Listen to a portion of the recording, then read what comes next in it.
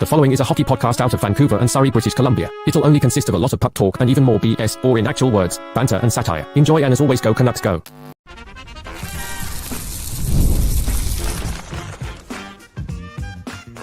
You're Locked On Canucks, your daily podcast on the Vancouver Canucks. Part of the Locked On Podcast Network, your team every day.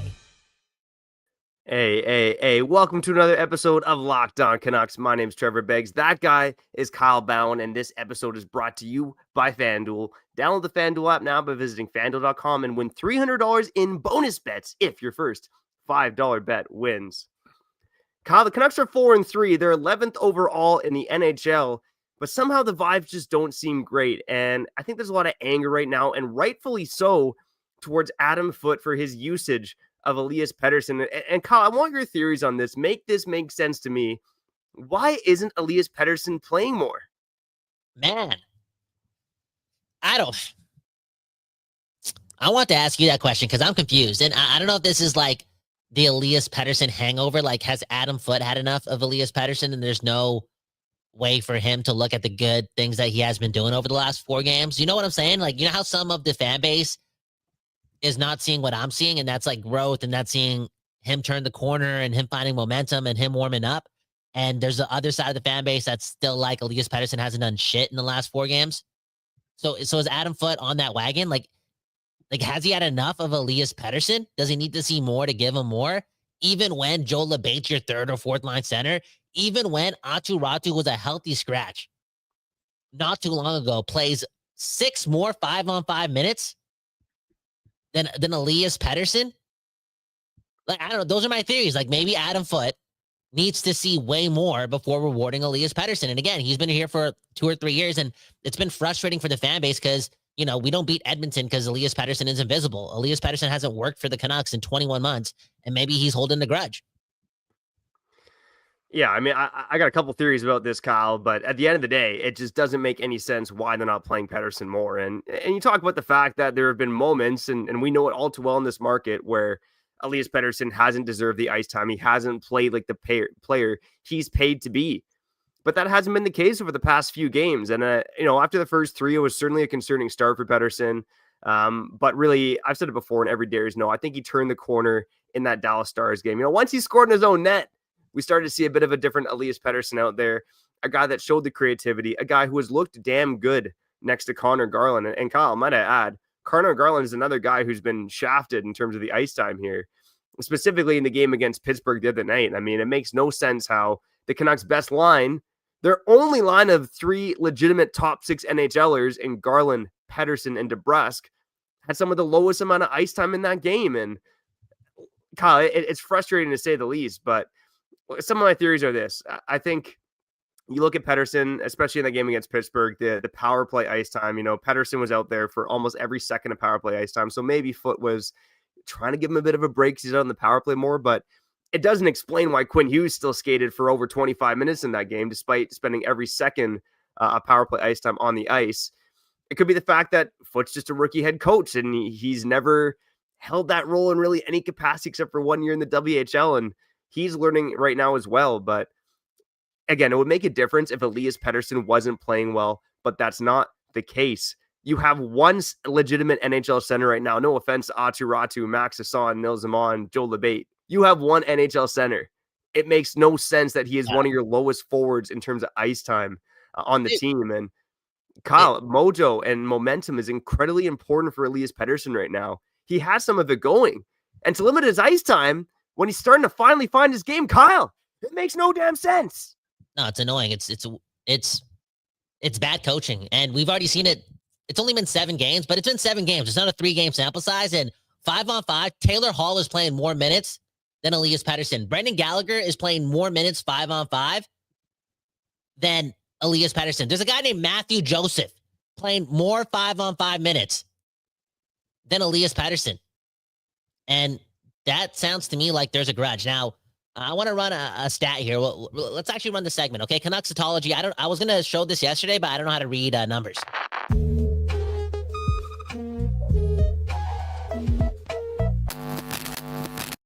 Okay, Trevor, I'll let you take it away, but these are the numbers from Elias Pettersson, Jake DeBrusk, and Connor Garland after the first period, and I saw what I was seeing for the first 10 to 12 minutes of that game. Like, the Canucks were doing good things, and this line was doing some good things. But read this away and then answer the question: why did these guys play a lot in the second period?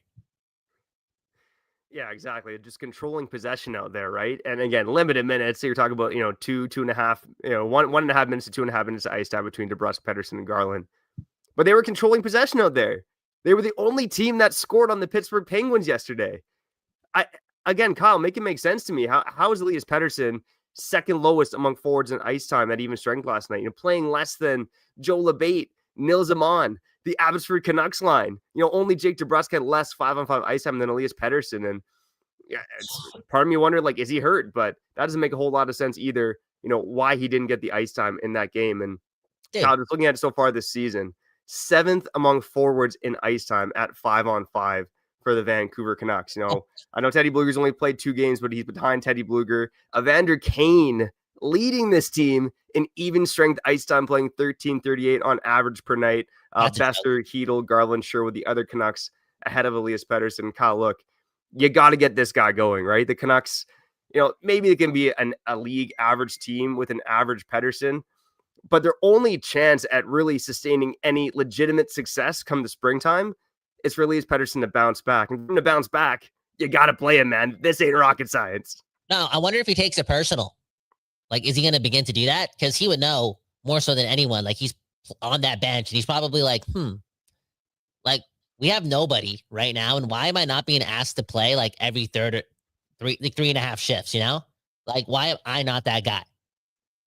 It's strange, but Trevor, like, talk about it some more. Like, you don't think there's any chance that Adam Foote, who again has been around for a couple years, I'm not gonna say he's like holding a grudge, because again, he seemed pretty bullish on Elias Pettersson prior to the season. Everything was happy-go-lucky, but like, are his glasses like tinted? You know what I'm saying? Because again, there's part of the fan base, some of our comments too, like we'll get into it too, and just answer the question, like, do you guys think Elias Pettersson is turning the corner? Because I do. Maybe Trevor does. I feel like Elias Pettersson is quote unquote back, to be honest. But there's some people even yesterday like tweeting out like Elias Pettersson, another game where he did nothing. Like, I wonder if like Adam Foote's one of those guys who still needs to see way more when I'm on the boat where it's like, A, we have nobody else, and B, Elias Pettersson was so bad for like 22 months, 21 months, whatever the number is, that he was never going to flip the switch right away. So why don't we just double down on the fact that he's turning the corner? Like, it's pretty obvious. And look at that play he made in the first period to get the first goal. I know it was just one play, but Elias Pettersson isn't doing that 8 days ago. He isn't. But maybe he's doing that 23 months ago, but he's not doing it 8 days ago. And I'm just trying to say, like, he's warming up. So double down the minutes and maybe don't expect everything all at once, but double down on the fact that there is some confidence there. And I wonder what a pat on the back would do for a guy like that, because right now he's not getting that from Adam Foote. Yeah, and he kind of seems like the guy who needs a pat on the back too, right? That's the thing. In terms of your question about does he hold a grudge towards Elias Pettersson, I think it's a fascinating theory, but there's no way of knowing the answer, right? There's so many unwritten, unspoken stories in that Canucks locker room, specifically from last season, that we don't know about. Who is Team Miller? Who is Team Pettersson? It happens in the fan base, and whether or not you want to believe it, it's probably happening behind closed doors as well. But the interesting part is, Adam Foote was pumping Elias Pettersson's tires all training camp long, all preseason long. I did think that the fact that he talked about that first day of training camp, Elias Pettersson's had his best practice in a year. That maybe felt like a bit of a subtle shot. Like, this guy wasn't working hard enough last season. But regardless of the fact, all you heard was positive things about Elias Pettersson through training camp and preseason. A couple of practices as well, where the speed was evident, right? Beating guys in drills. So everything that Foote has said publicly has been nothing but praise for Elias Pettersson and his game. Even when he was kind of pressed during that St. Louis game about his top players, he said they need to perform better, but it was very muted criticism from the head coach. But Kyle, I mean, look, we've said it already on the show, and I'm going to say it again. If the Canucks have any shot of having success in the spring, they need to play Elias Pettersson. And I'm just hoping, glass half full, putting on the blue and green glasses here, that Adam Foote is a rookie head coach, and he's just kind of learning and making some mistakes right now as well, that he will learn and correct. I hope so. But, let's be honest, man. Like, I'm happy. I'm happy at the resiliency, and I love the wins. I'm going to bed with the wins. I love it. But you look at if you look at the what would that be? 7 times 3, 21 periods. The Canucks have been pretty bad for about 14 or 15 of those periods, and now he's coaching like this too. I'm just saying, like one of our weakest links, based on the lack of defense this team's playing when that was supposed to be their strength. I know they're suffering injuries, but before everyone got hurt, this D-core couldn't play defense. They're bleeding game in and game out, and be like you're calling the shots. You're saying, this guy go out, this guy go out, this guy go out. You're deploying these employees of yours, and he's dropping the ball again. Pavel Zacha and Elias Lindholm are playing like I think a minute more maybe than Elias Pettersson, and it's like I know it's only been one game where Hedo's not here. Well, actually 2 games if you take into account that Washington and the injury happened to Hedo in the first period. But like Elias Pettersson doesn't even have anyone behind him, and those 2 are playing more. Like you know what I'm trying to say? It's crazy. It's actually insanity. And I wish again, like there was like some more media on the road for these guys so they could just ask the questions. Because some guy like, I'd rather have him be accountable now than later, because that's just not good enough. 100%. And Kyle, thankfully we'll have someone much smarter than us to give her take on what's going on with Elias Pettersson. On the other side, IZZY Chung from the Hockey News will join us on the other side here on Locked On Canucks. And let us know in the comments as well, what are your theories as to why Foote isn't playing Pettersson more? Because it's one of those things where you can have some theories, but it doesn't make a lot of sense. Trevor Beggs, Kyle Bowen, Locked On Canucks. We're going to shout out 2 sponsors and be back on the other side with IZZY Chung from the Hockey News. All right, before we get back to the program, we got to talk about the monies, okay? And let's be honest, most of us can't name all of our financial accounts, let alone what they're worth. The RSPs, the TFSAs, the RESPs, what are those even? It's easy to lose track, and that can mean leaving money on the table. And that's why I started using Monarch, baby. It's an all-in-one personal finance tool that brings your entire financial life together in one clean, easy-to-use interface on your laptop or on your phone. Monarch, they got the visual dashboards on the app and smart tools that make it much more easy to understand where your money's going and how to make it work harder. And you can even link your accounts with your partners. I got my account and my wife's on there, and that means less stress, baby. And that means better happiness, okay? Let's go. Come on. So improve your happiness, ease your stress, and then more importantly, don't let financial opportunities slip through the cracks. Use code LOCKEDONNHL at monarchmoney.com for 50% off your first year. That's monarch.com with code LOCKEDONNHL for half off of your first year, baby. All right, let's shout out to our friends over at Rougiet. Let's be real. Making excuses doesn't solve anything. We've heard them all before. It's just stress, or I'm tired, or it happens to everyone sometimes. But when it comes to performance, sometimes your body just needs a little extra boost. And that's where Rougiet comes in. Rougiet.com offers fast-acting, doctor-prescribed treatments for ED, designed to help you stop making excuses and start making moves, baby. Woo, let's go. Rougiet makes it easy to get started. You just connect with a board-certified doctor 100% online, no awkward waiting rooms, and no in-person appointments. It's about confidence, baby. It's about connection. It's about getting back to the moments that matter. So visit rugiet.com/LockedOnNHL to get 15% off of your first order. That's rugiet.com/LockedOnNHL. And don't forget to use code LockedOnNHL so they know that we sent you. Rougiet, stop making excuses and start making moves, baby.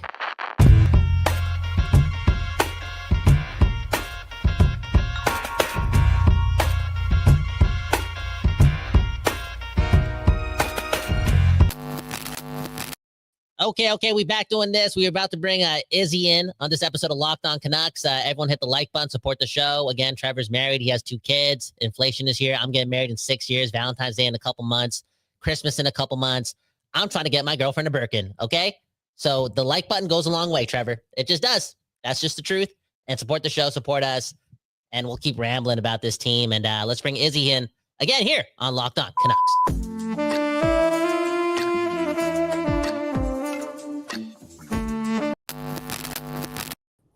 All right, pleased to be joined now by, again, like I said, someone much smarter than me and Kyle.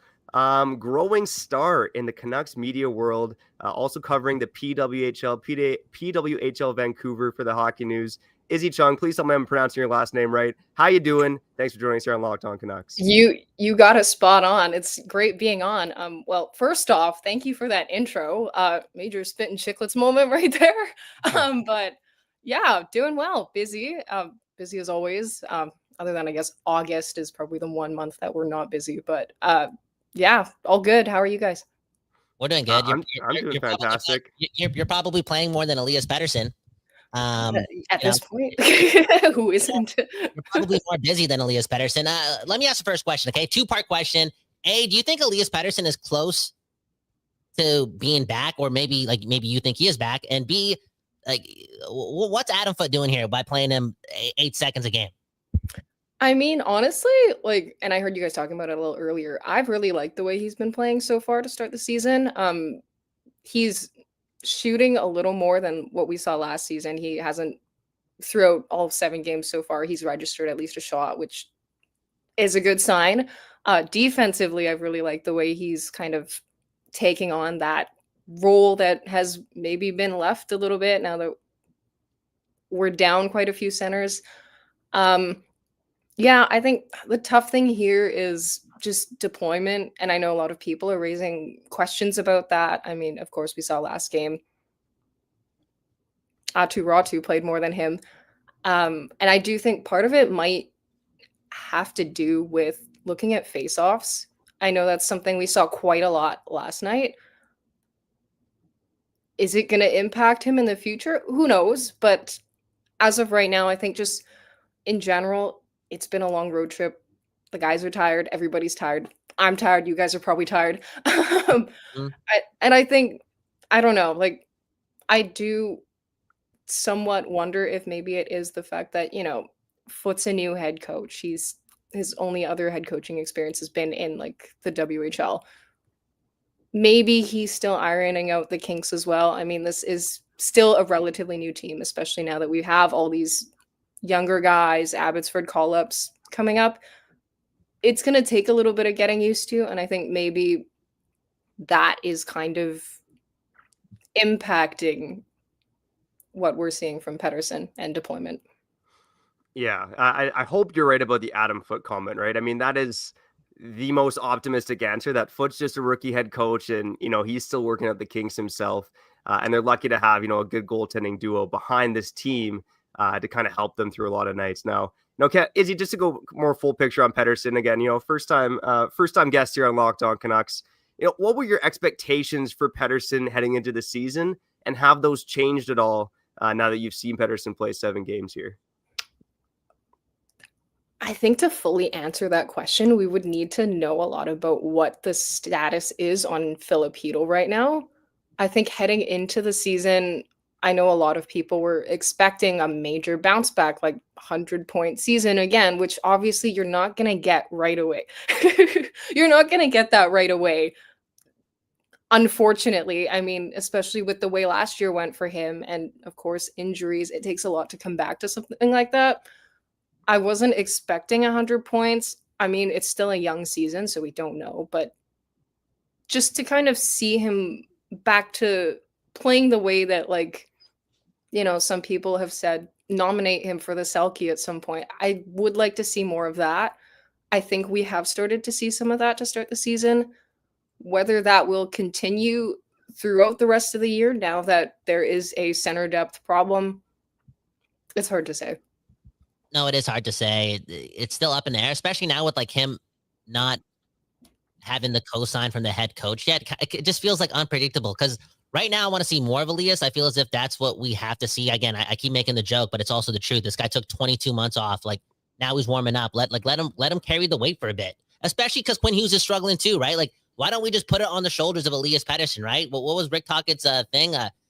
Make love to pressure? No, I think that was somebody else. But all in all, it's just like, let him have it. Give him the chance, even if he's not at his peak powers. Now, speaking of not being at your peak powers, we don't talk about this enough, Trevor. Maybe this is because we have too much respect for Quinn Hughes, and he's like an avoidant of criticism. But for both of you, let Izzy go first. Like, what's going on with Quinn Hughes? Honestly, see, the problem is I'm a bit of an optimist. I'm sitting here going like he hasn't looked the way we saw him last season, but the optimist in me is going, that means we still have prime Quinn Hughes to see throughout the season. What is happening to him, honestly? He played a lot last year, despite like facing so many injuries. And I do believe someone had said out there, don't quote me on this, I don't 100% remember, but because of all of this, he didn't quite get the full amount of, and plus like media tour stuff, being captain, you have to do all those things, right? I don't think he got as much training in during the off season as he would have wanted or as he has in the past. Again, I don't remember if I'm like, maybe I made this up, maybe it's going on in my head, but I feel like last season was a tough season, especially for him being the captain, kind of bearing the brunt of everything that was going on, regardless if it was on or off the ice. I mean, everyone talks about the rift, right? I'm wondering if maybe now that it's a new season, that kind of tiredness is starting to show now. But what do you guys think? I don't know. Yeah, you could see a bit of tired energy out there from Quinn Hughes, and I think just some uncharacteristic mistakes with the turnovers. But look, Kyle, it's 7 games, man. It's 7 games, and I know that maybe some of that Canucks negativity started to rub off on you. But look, this is still a player who, for the most part, over 7 games, has shown flashes, has shown the brilliance that makes him one of the best defensemen in the NHL. And even with the so-so start, he still has 5 points in 7 games. He's still up there among the league leaders in terms of defensemen and scoring. I don't have a firm answer for you on that one, to be honest. I just think in general, this Canucks team, they got a lot of young players. They got a new system. They got a rookie head coach. There's been a lot of change for this team, despite the fact that there weren't a ton of changes in the offseason. This is still a team that looks like they're figuring things out and, again, are being propped up a bit by goaltending right now. But Quinn Hughes, I would say, is not a player that I'm worried about right now. Now, again, despite kind of a pedestrian start with the Vancouver Canucks, they are still 4-3. And I think there's been 2 standout players for the Canucks so far this season, especially when we do our go to the week segment here on Locked On Canucks. And Izzy, I wanted to ask you this. What's been the more impressive start for you so far? Has it been Thatcher Demko in net, or has it been Connor Garland and his emergence as an all situations monster? I personally, the thing is here is I feel like people have come to expect that from Garland almost, where he got a lot of time on the PK power play last year, and seeing that now in a more expanded role, people almost came to expect that. Whereas with Demko having missed all that time due to injury, a lot of people are kind of like, oh, are we going to get back to prime Vezina finalist Demko that we know and love? And again, like you've said, it's only been 7 games. He's only played in a few, but we're starting to really see, like, last year, something I had noticed is during those stretches where he'd been like missing time due to injury, after he got like maybe a week or 2 games in, that's when you really started to see the quote unquote old Demko back. And I think now, especially having that healthy offseason, getting the time now, kind of semi-splitting starts with Kevin Lankinen, where it's not like he's playing 60 games a season. I feel like I've personally been a little more impressed or maybe surprised by Demko, just because of the fact that, of course, people come to expect great things and hustle and stuff from Connor Garland all the time. It's one of those things where Demko could have been a surprise this year. No, I agree with that too. Like there could have been a slip off, or just like maybe an indication that like he was just like another great goalie as opposed to being one of the best in the league. And early on, he's like so elite. So much so that again, we got 2 more questions for Izzy before we let Izzy go. But I want to talk about this. Like for me personally, I know I shouldn't be looking past Nashville, but I'm like, yo, Kevin Lankinen better have a good start on Saturday or Sunday. Like his next start better be a good one, because you talk about the rookie head coach and the Adam Foote thingy, like, and we've been complaining about him playing Elias Pettersson way less, right? Like I hope he doesn't get desperate and just like continue to play Thatcher Demko, because like he's just uber good. And Kevin Lankinen, if let's say he doesn't perform on Saturday, it's like, oh, 3 out of Kevin Lankinen's 4 starts, they didn't win. Demko's looking like an MVP candidate. I'm a rookie head coach. Let's just play our dog and not stick to the 50-game plan. Like, I don't know where you two sit on that, but I'm just putting a lot of pressure on Kevin Lankinen this weekend. Yeah, I'm curious what start Kevin Lankinen's going to get. I assume it's going to be the Montreal game. I think you just got to keep rotating these guys. God, we talked about it every day. We talked about it last week. It should be a 60-40 split between Demko and Lankinen. That is how you're going to get the most out of Thatcher Demko, because as Izzy alluded to, this guy's never made it through a full season with being healthy. You can't overplay this guy. You can't get desperate. And I think the risk here is, like we've seen, Foote is a rookie head coach. Is he going to see a couple shaky starts from Kevin Lankinen and start to overplay Thatcher Demko? But for as much as I don't know if Foote's utilizing his forwards properly, I don't know why he's not utilizing his forwards properly. He doesn't even have a smart hockey mind in terms of the structure, and I think there have been some flaws to the Canucks structure early. So I think Foote, being a defenseman in the NHL, being a guy that understands defense first and foremost, I think he knows that it's probably on the structure and the guys in front of the goaltenders, because Kevin Lankinen, he looked human in 2 of his 3 starts, but he was hung out to dry a bit in the St. Louis game and the Pittsburgh game. Mm-hmm. I do also think, like, especially looking back at Lankinen's season last year, like, he had kind of that time to really sink into the quote unquote starters role. And from there, it was one of those situations where he really started to shine. Here, having not gotten as much playing time because of Demko, maybe it's one of those situations where, he's getting a little cold because of the amount of time between his different starts. Mm-hmm. Maybe he's not up to the same caliber as we'd seen before. So yeah, no, I agree. It's nothing to be scared of right now. Yeah. And, yesterday, there's so many breakdowns, and yeah, you want your goaltender bailing you out.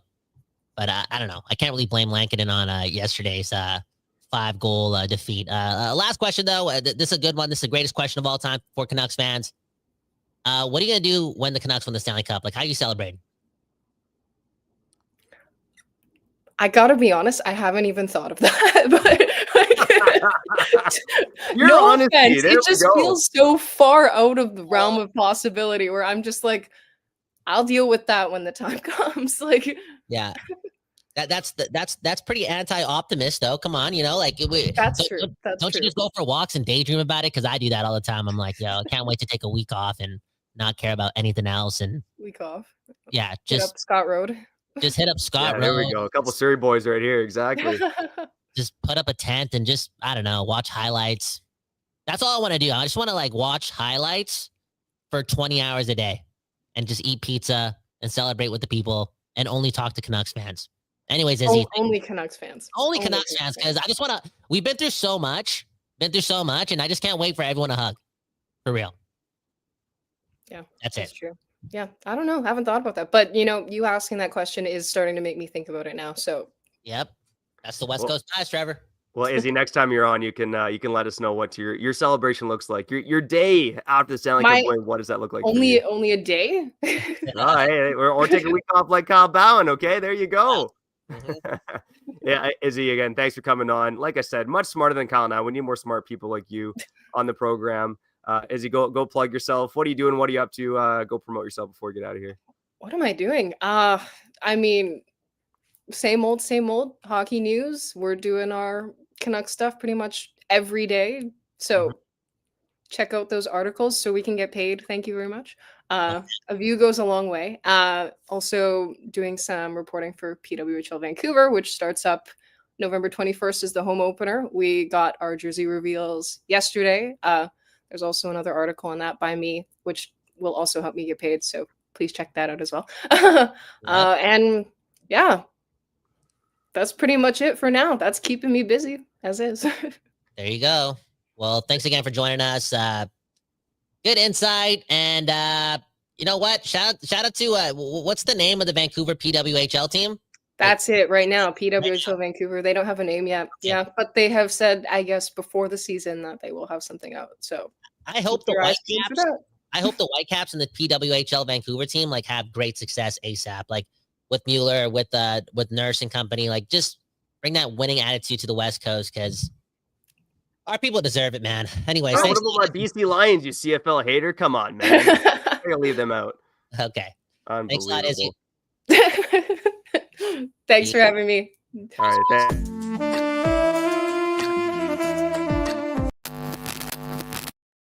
All right, before we get back to the show, let's shout out our friends over at FanDuel. Whether you're betting on NFL, NHL, MLB, the Jays, the BJs in the World Series, whatever it is, you can check it all out on FanDuel. Right now, new customers can bet just $5 and get $300 in bonus bets if you win. That's right. Pick a bet, put down $5, and if it hits, you'll unlock $300 in bonus bets to use across the app. The Vancouver Canucks ending their road trip against the Nashville Predators, who have 2 wins in 7 games so far.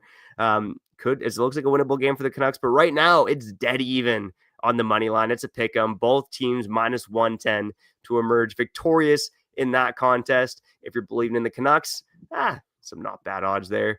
But again, whatever you're betting on, go check out FanDuel. Again, new customers, bet $5, get $300 in bonus bets if your first bet wins. Any troubles with gambling, check out the links in our description for numbers, all that good stuff. And if you're ready to rock, go visit FanDuel.com and download the FanDuel app today to get started.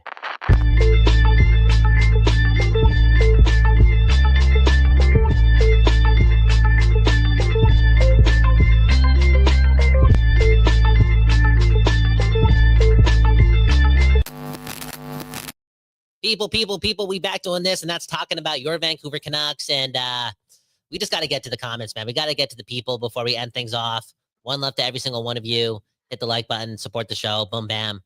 Let's read some comments.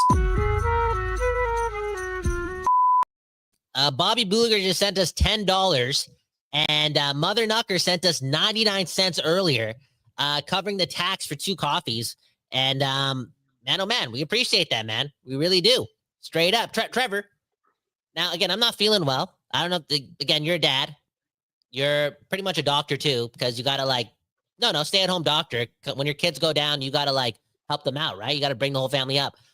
I just had some espresso and I'm, runny nose, throat's being a little weird. Is coffee good when you're sick or not? Probably no, not. it dehydrates you, so it's not. But do I listen to that in real life? Of course I don't, man. I live off of caffeine. So, but no, the medical answer from Dr. Beggs is not a great idea when you're sick. Okay, next comment. Dan Jardine saying they're playing Demko tomorrow and Sunday versus Edmonton, Lankinen on Saturday. I'm not sure if that's confirmed, but it does make sense considering that Demko did dominate Edmonton the first time around, and I wouldn't be surprised if he's in the heads of Draisaitl and McDavid and company, right? You got it. No, and real talk, if you want to, that's like game number 10, not do or die, but I don't want to cry, so it kind of is do or die. The way we're playing right now, and again, we haven't shown progress when it comes to being able to lock it down. 100%, even against Pittsburgh after the first 10 minutes of the first period, we started crumbling and we couldn't really let up until the beginning of the third period when it was 4-1 or 5-1. Dude, to beat Edmonton, I feel like the only way is to have Demko do what he did the last time around and somehow score 2 or 3 goals. So you have to give Demko that start on Saturday. And Trevor. Sunday. You want him to start Edmonton. Yeah. Trevor, I just want to put such an importance on the Canucks getting to 6 wins before the 10-game mark, a.k.a. after this weekend. Am I onto something there? Or am I just again, crying too much about the standings too early? No, I think you're onto something there. This is a Canucks team that's shown some warts earlier on. I think it would be pretty important for them to get to 6 wins. It's not the be-all or end-all, but Quinn Hughes talked about starting strong. He talked about the first 10 games mattering, and I think the first 10 games for them being 5-5 and not playing great for the majority of those periods, that wouldn't be a great start for this team. So, yeah, I think getting to 6-4 is an important. The Nashville game is winnable. We'll see what they can do against Montreal and Edmonton. Those are 2 pretty good teams. Montreal, again, looking better over the past year. So it's not going to be easy, but I think you want to beat Nashville. It would be pretty huge for this team to end the road trip at 4-1, but they got to start having some more success on home ice as well. So they got to get one of those wins versus Montreal or Edmonton. So, Kyle, I think what we want to see, though, what I want to see more than the wins early on, it's just them stringing together better periods, right? It's been, and this is the case often in the NHL nowadays. There's a lot of parity. We get tunnel vision with our own teams. Even a team like the Dallas Stars, one of the best teams in the league, they played 40 pretty crappy minutes against us after dominating the first 20 minutes. So it does happen to every single NHL team. But yeah, for this Canucks team that's shown some fragility throughout their first 7 games, you certainly want to string together better periods here, and that should lead to 2 wins in their next 3 games. Yeah, even if the Canucks go 1-1-1 in their next 3 games, Or I'll even say this. I'm being completely honest here because I believe in Demko so much, and I still believe in Hughes like more than anyone. If the Canucks go 0-3 in the next 3 games, but they played way better in those 3 games than at any point in the previous 7, like more consistent periods, I guess to like break it down in simpler terms, Trevor, excuse me, like if the Canucks are the better team in 2 of the 3 periods in every single one of their games coming up, but they still lose all 3 of them, because again, this is a weaker team right now on the you look at their roster. I'm going to be satisfied because right now, I don't know how much longer I can see this team play this loose and not lean into like this defensive prowess that we were kind of promised based on who they had with Marcus Pettersson, Quinn Hughes, and Philip Hronek. Like I'm just so sick and tired of this team turning over the puck, breaking down. Like we need to clean that thing up. And to me, that would be a win, even if they didn't get any wins in the next 3 games, if they were to show that. Yeah, again, I would say an important next 3 stretch of games. I think every game is important for this Canucks team that projects to be middle of the pack, right? Projects to be a bubble team, and against a team like Nashville, they're going to be hungry to want to string together some success too. They have not been a good team for the past 12 months. They might look at a Canucks team, the end of the road trip, missing a lot of guys at forward, and we'll see if Brock Besser's back. They're going to look at the Canucks as a winnable game. So I think the Canucks got to make sure they come out in that game looking sharp as well. And the last note before we get out of here, Philip Hronek missed practice today, but it was labeled as a maintenance day by Dan Murphy. But I just want to say, in Canucks terms, like we don't know what that means. Was that a day off? Because I'm pretty sure Derek Forbert's been had like a week's worth of maintenance days. No, for real. No. Yeah. That's the Canucks negativity getting to you. No, that isn't. But he's actually injured. He got placed on IR, Kyle. Come on. Come on. Like, he got placed on IR. It's like maintenance day. I'm just saying. Pray. Yeah, I mean, look, I hope you're wrong on this one. I'll pat you on the back if Philip Hronek misses the game against Nashville. I'll also kick myself in the groin as well. Adam Foote talked a lot about the condensed schedule, giving some of his veterans breaks. You saw guys like Tyler Myers getting maintenance days too. It probably means that he's not 100% healthy, but he's likely to play. That's the way I read into it, and that's probably the way fans should read into it too. There you go. Anyways, one left to all y'all for sticking around. It's been an interesting start to the season.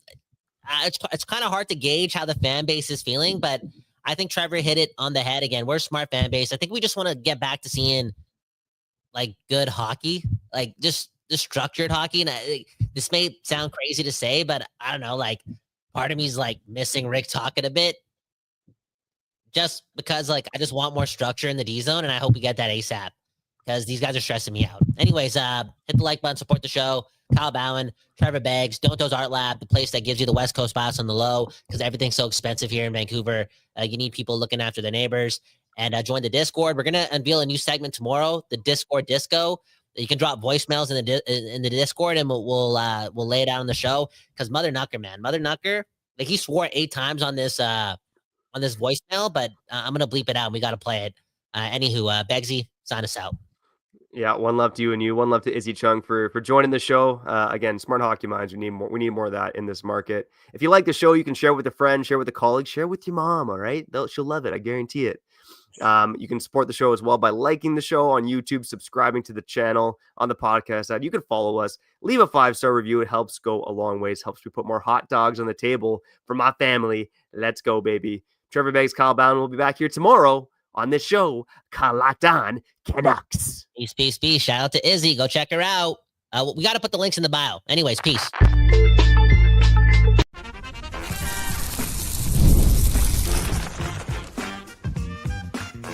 Your Locked On Canucks, your daily podcast on the Vancouver Canucks, part of the Locked On Podcast Network, your team every day.